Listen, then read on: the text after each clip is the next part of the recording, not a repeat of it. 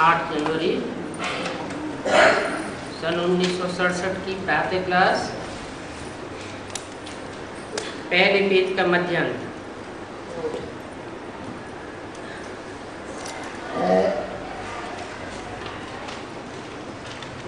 बात चल रही थी हमेशा बुद्धि में 3 धाम याद रखो। कौन से 3 धाम? दुखधाम, सुखधाम और सबसे ऊंचा शांति धाम।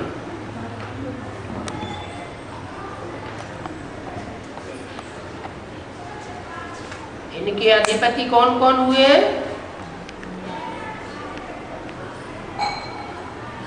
दुखधाम का मुखिया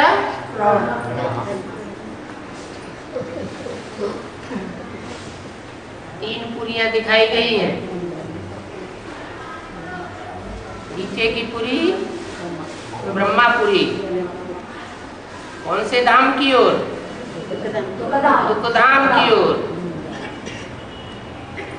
और बीच में विष्णुपुरी सुखधाम। और सबसे ऊपर शंकरपुरी शांति देवा, शांति धाम की ओर।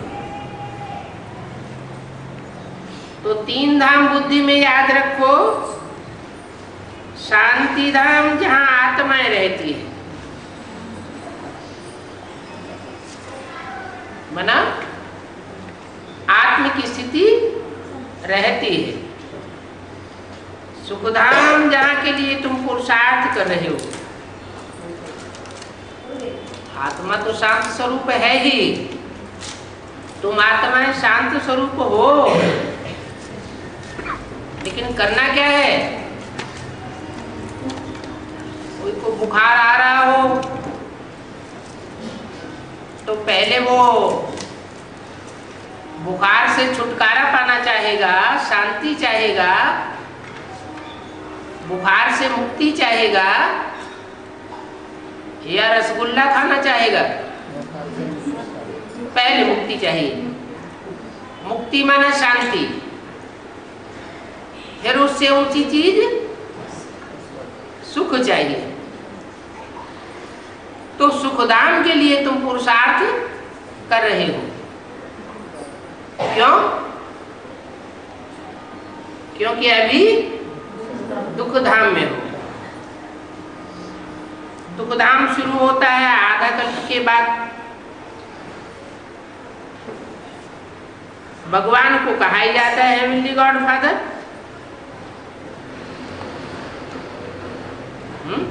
हेवनली गॉड फादर माना हेवन का रचयिता बाप। वो कोई हेल नहीं स्थापन करते। हेवनली गॉड फादर हेल स्थापन नहीं करते हैं। क्या स्थापन करते हैं? हेवन स्थापन करते हैं। हेवनली गॉड फादर है तो हेवन में रहने वाले देवताओं को रचता है। देवताएं पहले क्या थे? मनुष्य थे। नर से क्या बनाता है? नारायण बनाता है। बाप कहते हैं मैं तो सुखधाम स्थापन करता हूं। है? शांति धाम स्थापन नहीं किया जाता। शांति धाम तो है ही है। आत्मा शांत स्वरूप है। आत्मा का देह शांत है, वो क्रिएट नहीं किया जाता। सुखधाम क्रिएट किया जाता है। सुखधाम की रचना रची जाती है। जो पहले नहीं था वो स्थापन किया जाता है। तो मैं सुखधाम का रचयिता हूँ, सुखधाम स्थापन करता हूँ। बाकी हार और जीत का खेल है। अभी माया रूपी रावण पर तो श्रीमत से जीत पाते हो। 2,500 साल से तुमने माया रूपी रावण पर मनुष्य मत से और मन मत से हार खाई। अभी संगम युग में श्रेष्ठ से श्रेष्ठ बाप आया हुआ है, तो मन मत और मनुष्य मत पर अब नहीं चलना है। अगर आप चलेंगे तो फिर भी जन्म जन्मांतर हार खाते रहेंगे।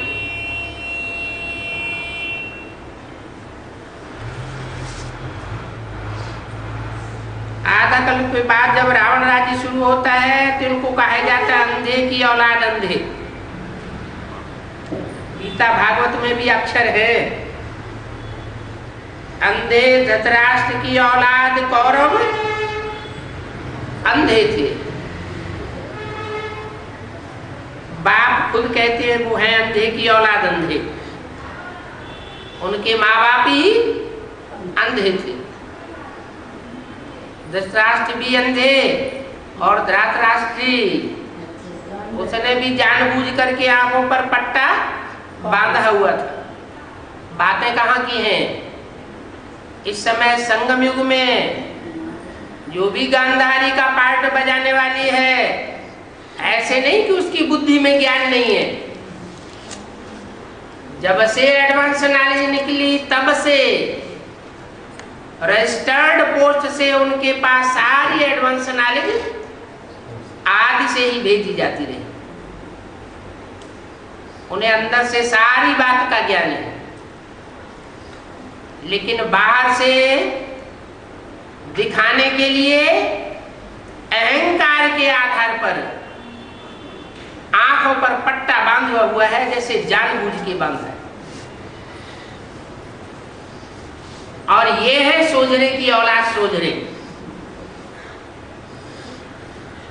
धृतराष्ट्र और युधिष्ठिर नाम काम के आधार पर पड़े हैं शास्त्रों में। ये काम कहाँ किया है? संगम युग में काम किया है। धृतराष्ट्र, राष्ट्र माना धन संपत्ति, जिसने सारी धन संपत्ति को अपने कब्जे में करके रखा, अपने बच्चों को लाडला समझ करके अपने बच्चों को सौंप दिया, और पांडवों को सुई की नोक के बराबर भी राज्य नहीं दिया। तो सब धर के बैठ गया, धारण करके बैठ गया, तो उसका नाम क्या पड़ा? धृतराष्ट्र। और उसके अपोजिट में धर्म युद्ध लड़ने वाला, धारणाओं का युद्ध लड़ने वाला, युद्ध में धारणाओं के युद्ध में स्थिर रहने वाला, माया कितना भी हिलाए लेकिन वो हिलने वाला नहीं। देहम वा पातयामी कार्यम वा साधयामी। भले देह छूट जाए, और छूट भी गई, लेकिन देह छोड़ने के बाद भी उसने अपने लक्ष्य को नहीं छोड़ा। वो सूक्ष्म शरीर धारण करके भी वो आत्मा अभी भी सेवा कर रही है। तो धृतराष्ट्र और युधिष्ठिर, तुम बच्चे युद्ध के मैदान में अभी स्थिर हो। ये भी बुद्धि में धारण करना है और समझाना है। अंधों की लाठी बन घर का रास्ता बताना है, क्योंकि सभी इसको भूल गए।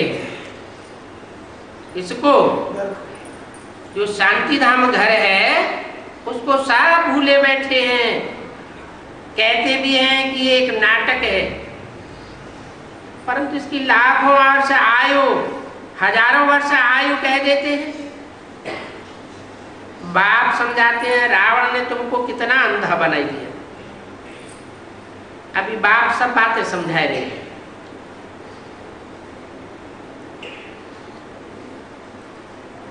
इतना अंधा बना दिया मना।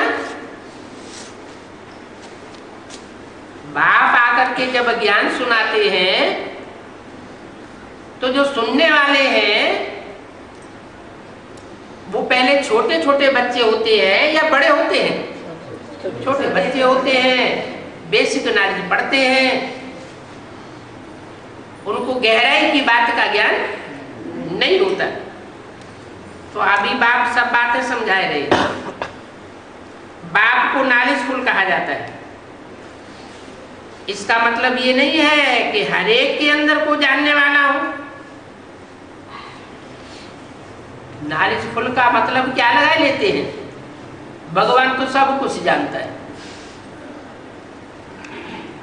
हर एक की घट घट को जानने वाला है। अरे 500-700 करोड़ मनुष्य आत्माएं और अनगिनत कीड़े मकोड़े, पशु पक्षी, जानवर, कितनी ना आत्माएं हैं। उन सबके घट घट को जानने की जरूरत है? जरूरत ही नहीं। वो तो आकर के मुख्य मुख्य पाठधारियों के पाठ को खोलता है। उन मुख्य पाठधारियों के आधार पर जो भी उनको फॉलो करने वाले हैं, फॉलोअर्स, उनके भी नंबरवार पाठ खुलते जाते हैं। बाकी कीड़े मकोड़े, पशु पक्षी, आत्माओं के तो पाठ की खुलने की बात है ही नहीं। तो मैं घटघटवासी नहीं हूं, अंतर्यामी नहीं हूं। वो तो रिद्धि सिद्धि वाले सीखते हैं क्या कि इनके अंदर क्या बात चल रही है हम बता सकते हैं। सड़क पर मजमा लगाने वाले देखे होंगे, कोई बच्चे को, कोई आदमी को सुलाए देते हैं, उसमें सोल का प्रवेश कराए देते हैं और वो सोल बताती है बताओ इसकी जेब में क्या है, तो वो बताता है 100 का नोट है, 5 का नोट है, ये सिक्के हैं। तो ये तो रिद्धि सिद्धि की बातें हैं। ये अल्पकाल की रिद्धि सिद्धि से कोई स्वर्ग स्थापन नहीं हो सकता। ये तो चमत्कार वाली बातें हैं। चमत्कार भगवान आकर के नहीं करता। भगवान आकर के बाजीगर बनेगा क्या? भगवान बाजीगर नहीं है। वो तो यथार्थ बात आकर के बतलाता है कि कैसे ये दुनिया स्वर्ग बनती है और कैसे ये दुनिया नरक बनती है। मैं आता हूं, जो पढ़ाई पढ़ाता हूं, उस पढ़ाई को प्रैक्टिकल जीवन में धारण करते हैं तो ये दुनिया उनके लिए स्वर्ग बनती है, जो प्रैक्टिकल धारण करते हैं। और नर माना मनुष्य, मनुष्य जो कुछ पढ़ाते हैं, जो भी सिखाते हैं, उससे दुनिया नरक बनती है। नर से क्या बनती है? नरक। माना नरक करने वाला है नरक। नरक अर्थ ही ऐसा है, नर जो करे सो नरक। नर माना मनुष्य, और भगवान जो करे सो स्वर्ग। भगवान क्या करता है? भगवान स्वर्ग बनाता है। स्वर्ग का अर्थ क्या है? स्व माना आत्मा, ग माना गया, आत्म की स्थिति में गया। भगवान को देह है ही नहीं। भगवान को अपना रथ है? अपना रथ है ही नहीं।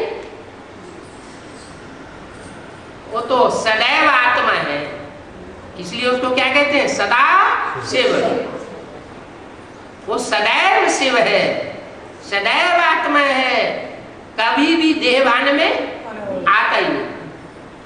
किसी रथ में प्रवेश भी करता है मुकर्रर रथ में, तो भी देहभान में आकर के कोई कार्य नहीं करता, देहभान में आकर के नहीं बोलता, देहभान में आकर के नहीं देखता, देहभान के वाइब्रेशन नहीं छोड़ता। जो कुछ करता है वो स्वर्ग स्थापन करने के निमित्त बनता है या बनाता है।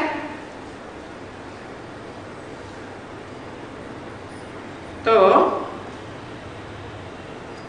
बाप कहते हैं मैं सुखदाता हूं, सुखधाम स्थापन करने वाला हूं। वो रिद्धि सिद्धि वाले तो तुम्हारे अंदर की बातें सुनाई देते, परंतु नॉलेज का ये अर्थ नहीं है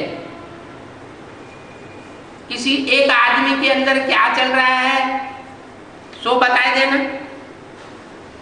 ये तो बाप की ही महिमा है, जिसको कहा जाता है ज्ञान का सागर, आनंद का सागर, सुख का सागर। तो प्रैक्टिकल में आकर के ऐसा पार्ट भी बजाता है, कोई मुकर्रर रथ के द्वारा बजाता है। मनुष्य तो कह देते हैं वो अंतर्यामी है। 8 जनवरी 1967 की वाणी का दूसरा पेज। अरे वो अंतर्यामी है, एक एक की घटकी, एक एक के दिल की अंदर की बात जानता है, जानने का काम करता है, और कोई उसको काम नहीं है क्या कि एक एक के अंदर घुसे, एक एक के अंदर जा हर बात को जाने, एक एक के अंदर को बैठ करके जानेंगे क्या? अभी तुम बच्चे समझते हो जैसे दुनिया में टीचर होते हैं, ऐसे वो भी सुप्रीम टीचर है, हमको पढ़ाते हैं। कौन पढ़ाते हैं? सामान्य टीचर नहीं पढ़ाते, सुप्रीम टीचर पढ़ाते हैं। वो रूहानी बाप भी है, पढ़ाने वाला रूहों का बाप है, रूहानी टीचर भी है, रूहानी सतगुरु भी है। वो बाप टीचर तो जिस्मानी होते हैं, और मैं रूहानी बाप, रूहानी टीचर, रूहानी सदगुरु। वो बाप टीचर सदगुरु अलग अलग होते हैं। बाप अलग होगा, टीचर अलग होगा, और सदगुरु अलग होगा। और यहाँ एक ही मुकर्रर रथ के द्वारा बाप भी है, टीचर भी है, और सदगुरु भी बनता है। ब्रह्मा के द्वारा, ब्रह्मा के द्वारा क्या उसने ज्ञान का बीज बोया? अगर ब्रह्मा के द्वारा ज्ञान का बीज बोया होता तो ब्रह्मा मुझते क्यों जब उनको साक्षात्कार हुए? गुरु से पूछने की क्या दरकार थी? वाराणसी में विद्वान पंडितों आचार्यों के पीछे पड़ने की, जाने की क्या दरकार थी?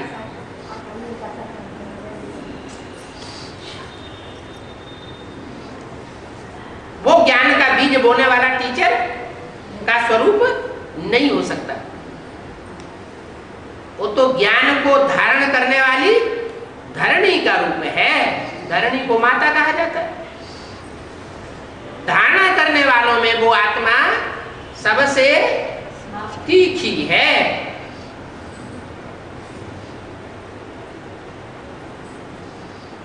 तो धारणकर्त्री माता है कौन? ब्रह्म। और उसमें ज्ञान का बीज धारण किसने कराया? कौन? बाप। अंत में जब सब जगह से हार गए तो ब्रह्मा अपने साक्षात्कारों का रहस्य पूछने के लिए अपने भागीदार के पास पहुंचे।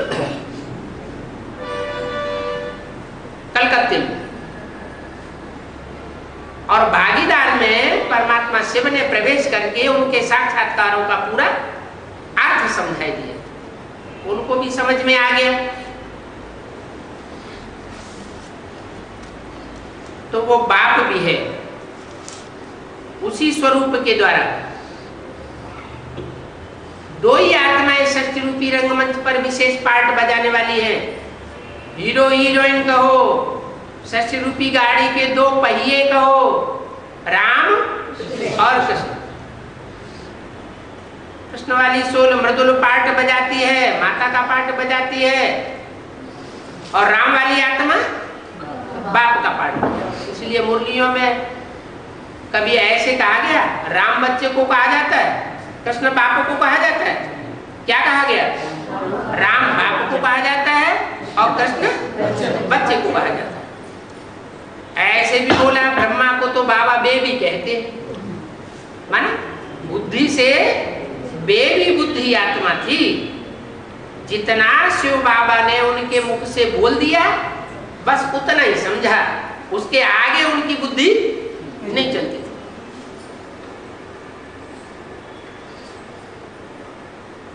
तो दुनिया में बाप, टीचर, सदगुरु अलग अलग होते हैं, और यहाँ एक ही पर्सनालिटी के द्वारा सुप्रीम सोल बाप भी बनता है, टीचर भी बनता है और सदगुरु भी बनता है। करके कोई बाप टीचर भी होते हैं दुनिया में, बाप भी होता है, प्राइमरी स्कूल में पढ़ाने वाला टीचर भी होता है, परंतु गुरु तो हो नहीं सकता। और यहाँ बाप भी वही, टीचर भी वही, गुरु भी वही। तथाकथित ब्राह्मण इन बातों को नहीं जानते। कौन से ब्राह्मण? दुनियावी ब्राह्मणों की तो बात ही छोड़ो, लेकिन जो ब्राह्मणों की दुनिया में कुखवंशावली ब्राह्मण है, वो इस बात को समझते नहीं है। वो क्या समझते हैं कि ब्रह्मा ही बाप था, ब्रह्मा ही टीचर था और ब्रह्मा ही सदगुरु था, हमारी सदगति करके गया है। अरे सदगति जो करके जाएगा उसका हार्ट फेल होगा। सदगति करने वाले ब्रह्मा को याद करेंगे तो उनकी भी क्या गति होगी? उनको भी अकाले मौत शरीर छोड़ना पड़ता है। और ढेर सारे ब्रह्मा कुमार कुमारी जो ब्रह्मा के स्वरूप को याद करते हैं, सदगुरु मानते हैं, उनका भी हाल क्या होता जाता है? वो भी अकाले मौत में शरीर छोड़ते जा रहे हैं। तो बाप कहते हैं ये बात लगती नहीं है कि मैं एक रूप के द्वारा, दूसरे रूप के द्वारा दूसरा पार्ट, तीसरे रूप के द्वारा तीसरा पार्ट बजाऊं। नहीं, मैं तो एक ही रूप के द्वारा बाप भी हूं, टीचर भी हूं और सदगुरु भी।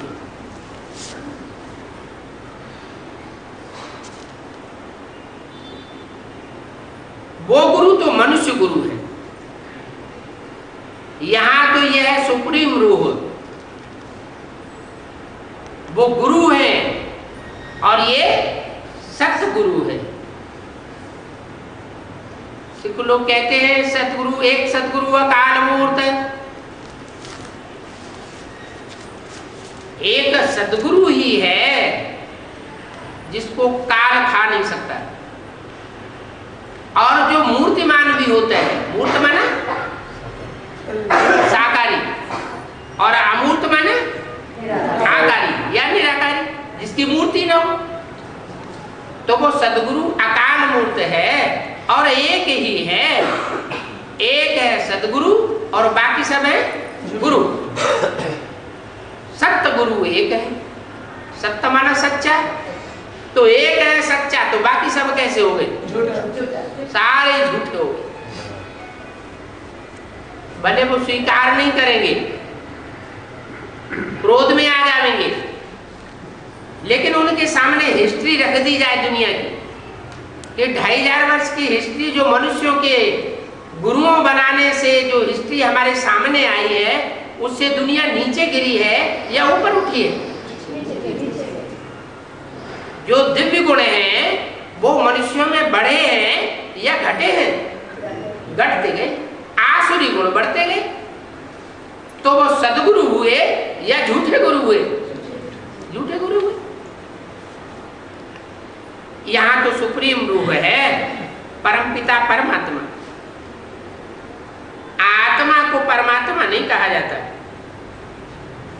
ऐसे नहीं कि सभी आत्माएं परमात्मा है, ये भी कोई समझते नहीं। कहते हैं परमात्मा ने अर्जुन को साक्षात्कार कराया। कहा, अर्जुन ने कहा बस बस बस करो, अब मैं सहन नहीं कर सकता। हम तेज नहीं सहन कर सकते। ये सब बातें सुनी हुई हैं तो समझते हैं परमात्मा ऐसा तेजोमय होगा। अरे जैसे आप और सब आत्माएं ज्योति बिंदु होती है, वैसे मैं भी ज्योति बिंदु। आपके पास आते थे तो भी साक्षात्कार में चले जाते थे, कहते थे बस करो, बहुत तेज है, हम सहन नहीं कर सकते। तो जो सुना वो बुद्धि में बैठा हुआ है, भरा रहता है। बाप कहते हैं जो जिस भावना से याद करते हैं तो मैं उनकी भावना को पूरा कर देता हूं। हनुमान को याद करते हैं तो उनकी भावना को पूरा करने के लिए हनुमान का साक्षात्कार कराया देता हूं। महाकाली को याद करते हैं तो महाकाली का साक्षात्कार कराया देता हूं। गणेश को याद करते हैं तो गणेश भगवान के रूप में साक्षात्कार कराया देता हूं। भावना की पूर्ति होती है तो भक्तों को खुशी हो जाती है।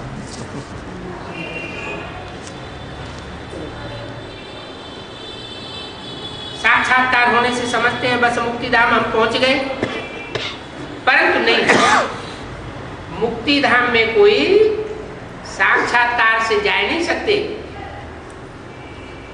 नारद का भी मिसाल है, वो शिरोमणि भक्त गाया हुआ है। क्या नाम रखा? शिरोमणि भक्त का नाम क्या रखा? नारद। नार माना जल, दा माना देने वाला, जो दूसरों को ज्ञान जल देता था। झांझ बजा बजा के कहता रहता था चलो बैकुंठ चलो बैकुंठ, और खुद नरक की दुनिया में घूमता रहता था।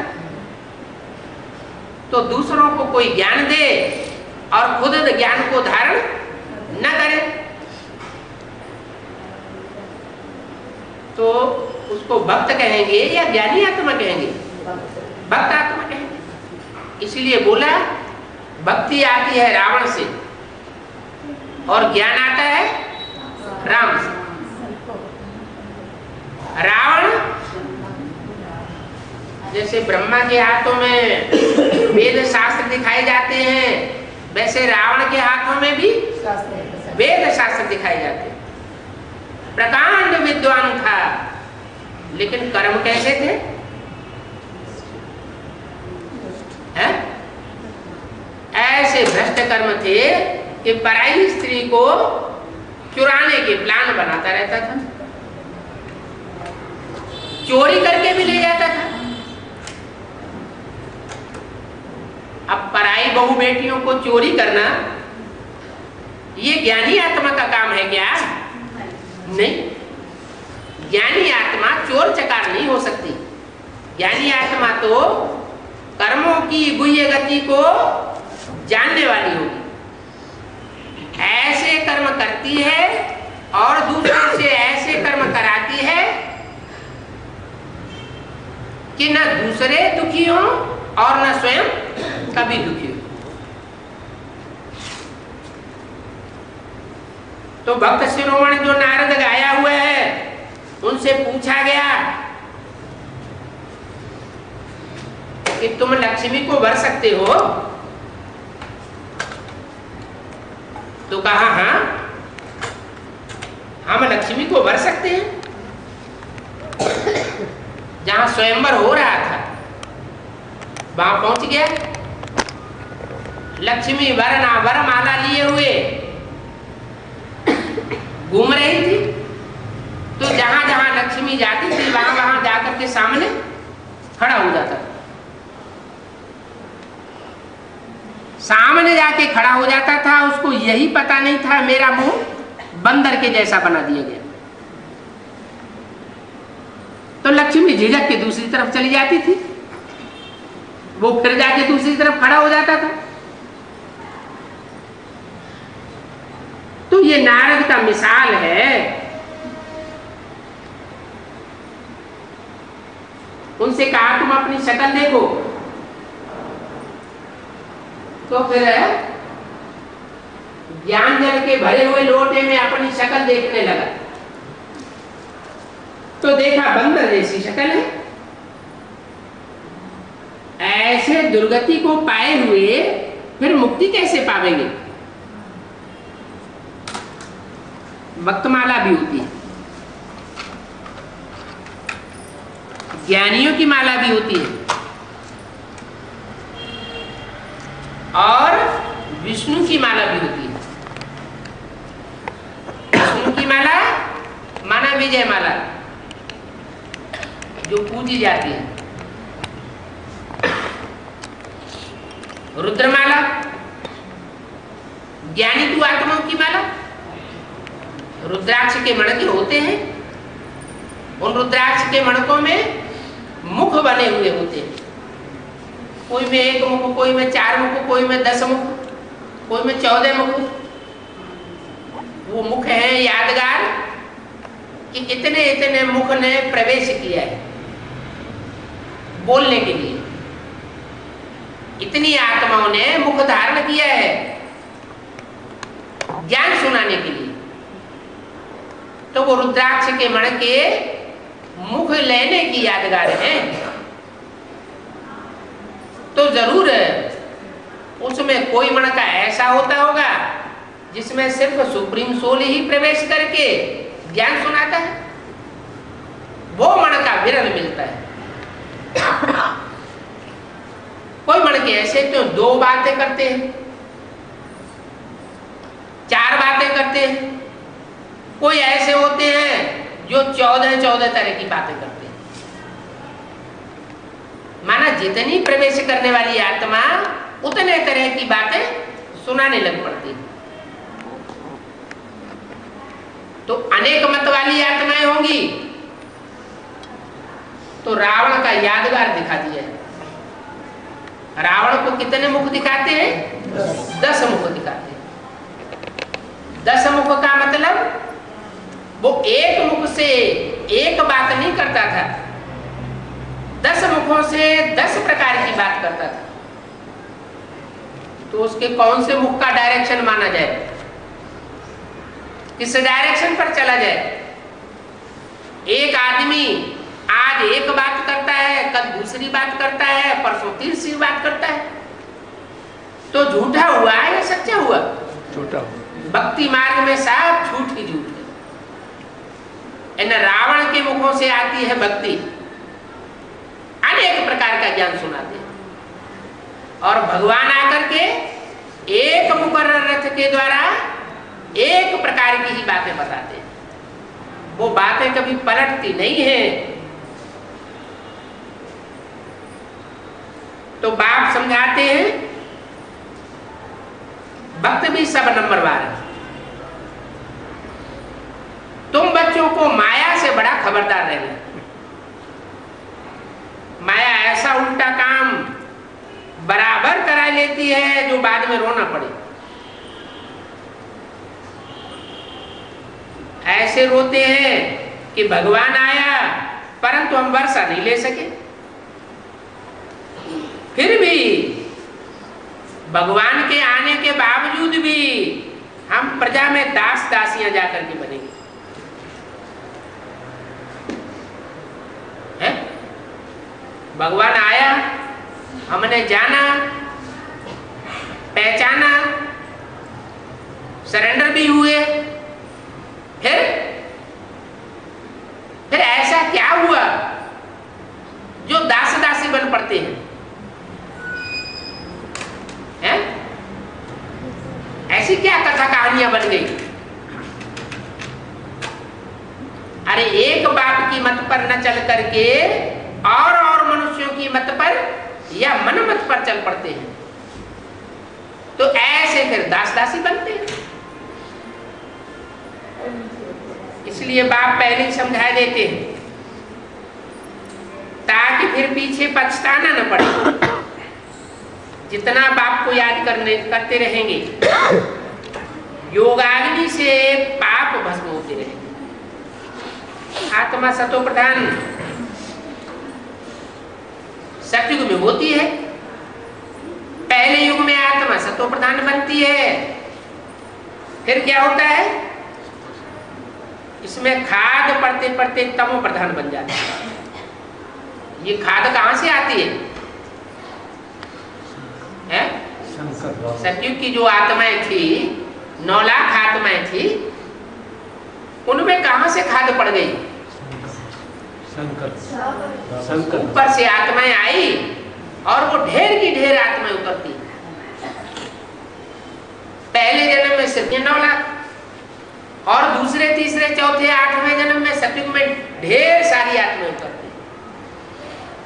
तो उन आत्माओं के उतरने से, ढेर आत्माओं के संग के रंग में आने से आत्मा जो 9 लाख वाली आत्माएं थी सतो प्रधान, वो भी सतो सामान्य बन पड़ती है। त्रेता में चांदी जैसी आत्माएं उतरती हैं। चांदी की तो वैल्यू बहुत कम होती है। सतयुग को कहा जाता है सोने के समान, त्रेता को कहा जाता है चांदी के समान, और फिर द्वापर में तो आत्माओं की संख्या और ज्यादा उतरने वालों की बन जाती है, क्योंकि त्रेता के अंत की आबादी सिर्फ होती है 10 करोड़, और द्वापर में जो ऊपर से धर्मपिताएं आते हैं, इब्राहिम, बुद्ध, क्राइस्ट वगैरह वगैरह, और उनके जो फॉलोअर्स आते हैं ढेर के ढेर, उनके संग के रंग में आने से वो देवताएं सब नीची स्टेज में आ जाते हैं, तांबे की खाद पड़ जाती है। कलयुग में लोहे जैसी आत्माएं करोड़ों की तादाद में, सैकड़ों करोड़ों उतरती है और संग का रंग लगाती है। उनके संग के रंग से सब काले तमो प्रधान बन जाते हैं। जो 9 लाख श्रेष्ठ आत्माएं थी, कोई ऐसा टाइम था कि वो 9 लाख सितारे, चैतन्य सितारे, सारी सृष्टि पर ज्ञान की रोशनी चमकाए रहे थे, फैलाए रहे थे, वो सब काले तमो प्रधान बन जाते हैं। तब अंत में परमात्मा बाप इस सृष्टि पर आता है, बताते हैं कि मैं आयरन एज जब पूरी होती है तब आता हूं, golden age, silver age, copper age और आयरन एज। अभी आयरन हो एज हो, फिर गोल्डन एज में जाना। प्योर बनने के बगैर आत्माएं जा नहीं सकेंगी। सोने को प्योर करने के लिए बहुत तीखी अग्नि जलानी पड़ती है। धीमी अग्नि से सोना गलता नहीं है, तीव्र अग्नि चाहिए। ये भी योगाग्नि है। योगाग्नि में अगर दूसरी आत्माओं की याद आती रही तो पाप कर्म भस्म होने वाले नहीं। ये पापों की खाद है। पाप आत्माओं के संग के रंग से जो खाद पड़ी है विकारों की, काम, क्रोध, लोभ, मोह, अहंकार, ये नष्ट होने वाले नहीं है धीमी अग्नि से। इसलिए तीक्ष्ण याद चाहिए। तीक्ष्ण याद माना एक की लगन में मगन। दूसरे की व्यभिचारी याद आई और फिर खाद पड़ना शुरू हो जाती है। तो सतयुग में प्योरिटी बनती है। जहां प्योरिटी होती है वहां पीस और प्रॉस्पेरिटी बन जाती है। यहां प्योरिटी नहीं है तो दुनिया में पीस भी नहीं है और प्रॉस्पेरिटी भी नहीं है। तो देखो रात दिन का फर्क है। जैसे रात में अंधेरा ही अंधेरा और दिन में सोझरा ही सोझरा। तो बाप समझाते हैं ये बचपन अभी भूल नहीं जाना। क्यों? बाप आकर के जो ज्ञान सुनाते हैं, जो बेसिक नॉलेज देते हैं, बच्चों को प्यार से पढ़ाते हैं, प्यार से ब्रह्मा के द्वारा पालना देते हैं, ये बचपन भूल नहीं जाना। ऐसा न हो कि औरों के संग के रंग में आकर के शूटिंग पीरियड में तुम मेरे को बिल्कुल भूल जाओ। मेरी सहयोगी भुजा बनने के बजाय और ही विरोधी बन जाओ।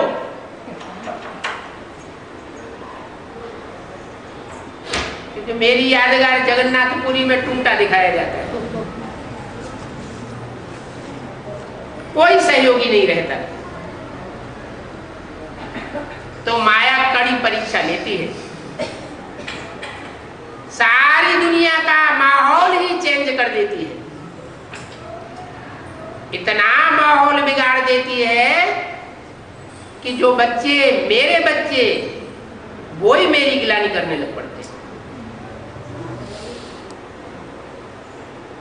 इब्राहिम बुद्ध क्राइस्ट आकर के डायरेक्ट गिलानी नहीं करते।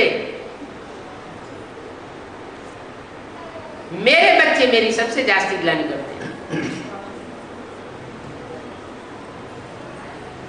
तो ये बचपन के दिन भुलाए नहीं देना। बाप ने तुम बच्चों को अभी अडॉप्ट किया है, मुख से तुमको मुखवंशावली बनाया है। ब्रह्मा द्वारा अडॉप्ट करता हूं, ये अडॉप्शन है। बाप स्त्री के द्वारा बच्चों को अडॉप्ट करता है, तो ये भी बाप है। ब्रह्मा द्वारा तुम बच्चों को अडॉप्ट किया है, मुख के द्वारा। जैसे बाप होते हैं पहले स्त्री को अडॉप्ट करते हैं, फिर बच्चे पैदा करते हैं। बच्चे जब बड़े होते हैं तो बच्चे भी क्रिएटर बनते हैं, बाप बनते हैं। स्त्री को अडॉप्ट किया जाता है, उसको रचना नहीं कहेंगे। ये भी बाप अडॉप्ट करते हैं कि तुम हमारे बच्चे हो। बाप कहते हैं तुम हमारे वो ही बच्चे हो जिनको कल पहले अडॉप्ट किया था। जो अडॉप्टेड बच्चे होते हैं उन बच्चों को ही बाप से वर्षा मिलता है। यहाँ पेट के बच्चे नहीं है। कैसे बच्चे हैं? अडॉप्ट किए हो। अडॉप्ट करना माना स्वीकार करना कि तुम मेरे बच्चे हो। ऊंच ते ऊंच बाप से ऊंच ते ऊंच वर्षा मिलते हैं। ऊंच ते ऊंच है ही भगवान, तो कौन सा वर्षा देंगे? ऊंच ते ऊंच वर्षा है गति और सदगति। गति माना शांति धाम और सदगति माना सुख धाम।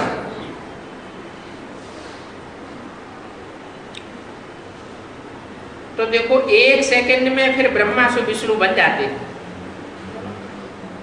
लक्ष्मी नारायण विश्व के मालिक हैं, अभी तुम सतयुग के मालिक बन रहे हो। क्या कहा? 2 मालिक की बात बताई, एक विश्व के मालिक और एक सतयुग के मालिक। सतयुग के मालिक कौन? जो ब्रह्मा सरस्वती, जो राधा कृष्ण की आत्माएं हैं, वो हल्की पढ़ाई पढ़ती हैं, बेसिक नॉलेज वाली, शरीर रहते रहते। इसलिए वो अपने शरीर से विश्व के मालिक नहीं बनती। काय का मालिक बनती है? सतयुग का मालिक बनती है। और उनको जो जन्म देने वाले माता पिता होते हैं वो विश्व के मालिक बनते हैं। जो विश्व के मालिक बनते हैं वो डायरेक्ट मेरे द्वारा बनते हैं। सुप्रीम सोल आकर के जो पढ़ाई पढ़ाता है उसके द्वारा बनते हैं। क्यों ये अंतर क्यों पड़ गया है? ब्रह्मा सरस्वती की आत्माएं जो ज्यादा धारणावान है, धारण करने की शक्ति वाली है, वो सतयुग के मालिक बनी और उनको जन्म देने वाले विश्व के मालिक बन गए। विश्व का मालिकाना प्राप्त करने के लिए दुनिया के बड़े बड़े आदमी हुए, महान महान पुरुष हुए, उन्होंने कितना कितना ताकत लगाई। नेपोलियन, मुसोलिनी कितनी ताकत लगाई, लेकिन विश्व के मालिक नहीं बन सके, क्योंकि उनका रास्ता गलत था। वो बाहुबल से विश्व के मालिक बनना चाहते थे। हमारे भारत में तो गाया जाता है, विश्व विजय करके दिखलावे तब होवे परिपूर्ण हमारा, झंडा ऊंचा रहे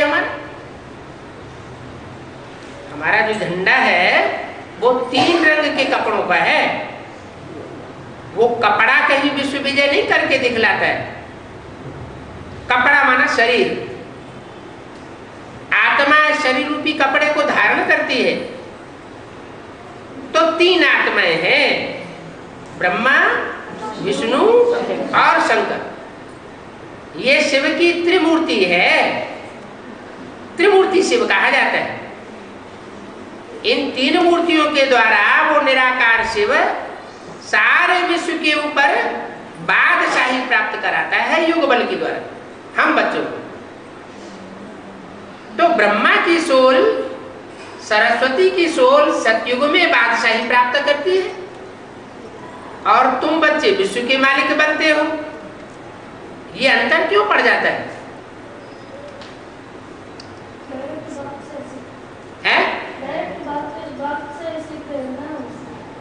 तो उसमें तो बाप की सोल, सुप्रीम सोल प्रवेश ही करता है ब्रह्मा में।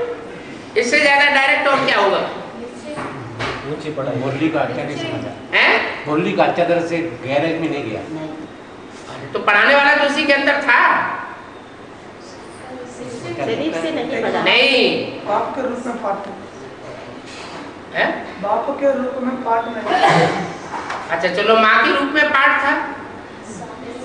सवाल तो ये है कि जो माँ के रूप में पाठ था उसमें सुप्रीम सोल पढ़ाने वाला था, लेकिन वो सतयुग का मालिक क्यों बना, विश्व का मालिक क्यों नहीं बना?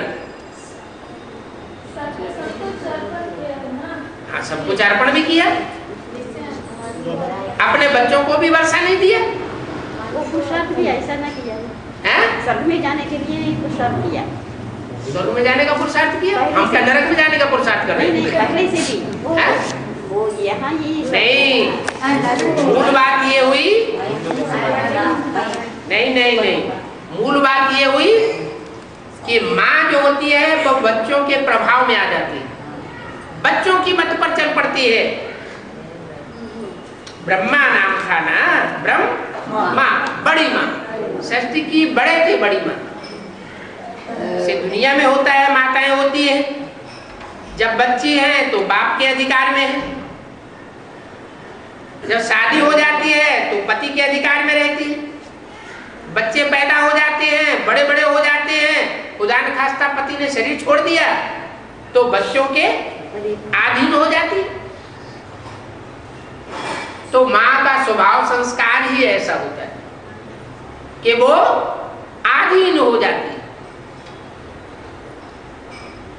बाप के रूप में अगर बाप है और रचना है तो बाप कभी अपनी रचना के अधीन नहीं होता है।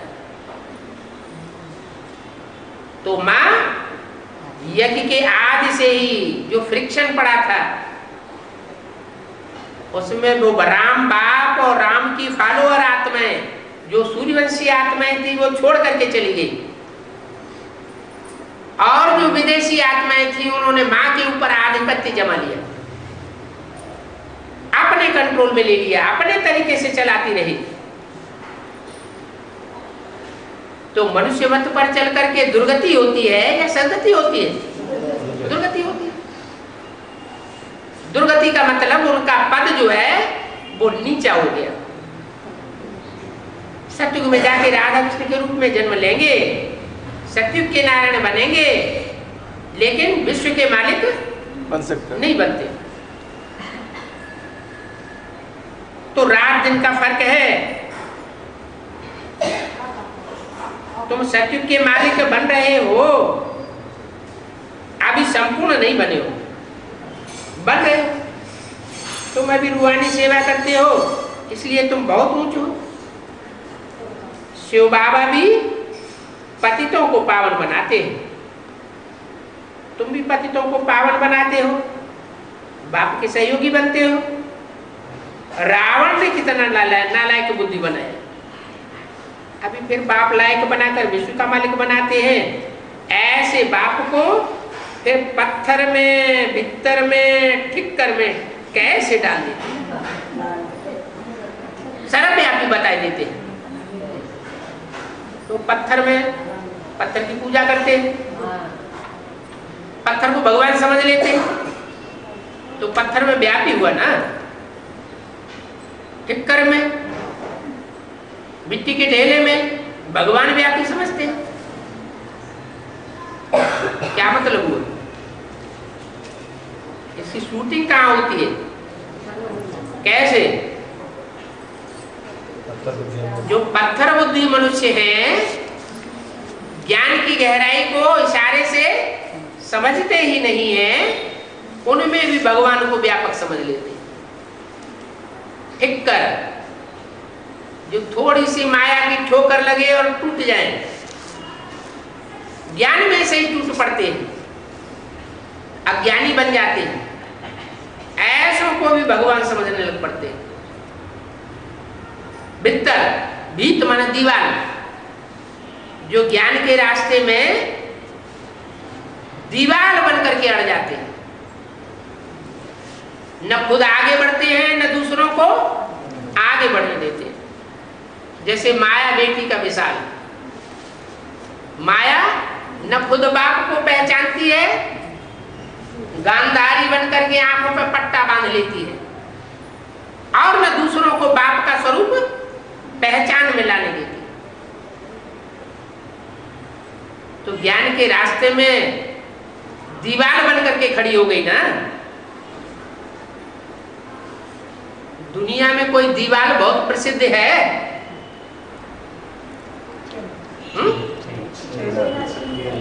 चीन की दीवार। कौन सा धर्म खंड है? बौद्ध धर्म खंड।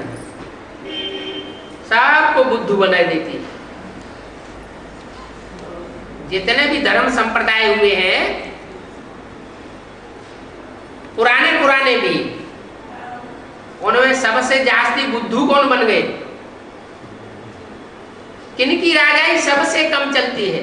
हैं बहुत पुराने, लेकिन राजाई उनकी बहुत थोड़े समय चलती है। कौन से धर्म के लोग हैं? बौद्ध धर्म। माया ऐसा बुद्धू बनाई देती है।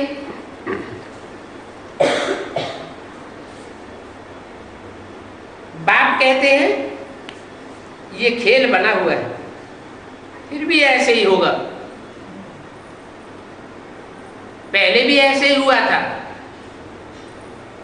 और ये जो शूटिंग पीरियड चल रहा है, इस शूटिंग पीरियड के समाप्ति में फिर भी माया बुद्धू बनाई। अभी ड्रामा प्लान अनुसार आया हूं, तुमको समझाता हूं, इसमें जरा भी फर्क नहीं पड़ सकता। जैसे कल पहले समझाया था वैसे अभी समझाता हूं। बाप आने में 1 सेकंड की भी देरी नहीं करते।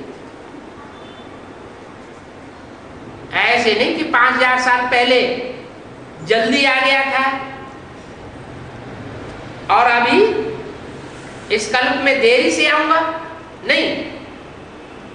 जिस सेकंड पहले आया था उसी सेकंड अभी भी आता हूं। जैसे बाबा को रीइंकारनेशन है, तो बच्चों का भी रीइंकारनेशन होता है।